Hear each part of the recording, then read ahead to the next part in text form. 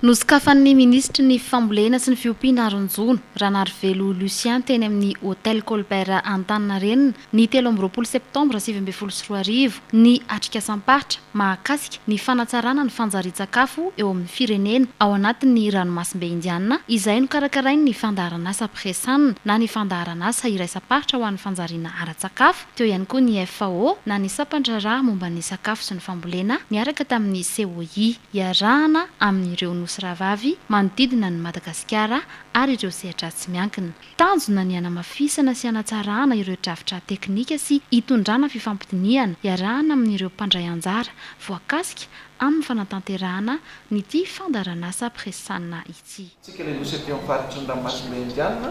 no miaraka amin'ny kondoety zany mijery ahoana moa zany tena isiny fifandraisana ara-barotra, isiny famokarana ka mba aleo tena ny zay le faritry ny ranomasimbe indiana zay tsy alafatra ivelan'ny faritra misy atsika io tsika ny sakafo zay ilayntsika zany hoe fahavitan-tena fao be ho atsika firenena rehetra aty zany dia fanampiana zany famenona zany zay tsy vitantsika eto mety ho vitan'ny hafa dia tsika ihany koa mila misokatra anatin'izay amin'ilay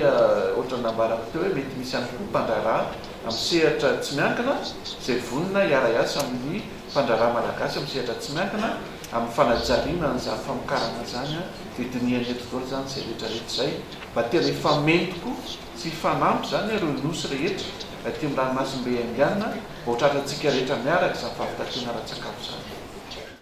Ho an'ny Madagasikara manokana ny paikady lehibe no apetraky ny fanjakana anatanterahana an'izay fahavitan-tena ara-tsakafo izay ny fananganana ny fotodrafitrasa vaovao ka tanimbary sy lemaka voatondraka tsy latsaky ny 100 hektara no ezahana atsangana sy ho hatsaraina. Manaraka izany amporisiana ihany koa ny sehatra tsy miankina mba hiara-iasa sy hifameno tanteraka amin'ireo tantsaha-mpamokatra mba ampahomby izay sy hampamokarana izay. Aharitra 4 andro ity atrikasa lehibe ity.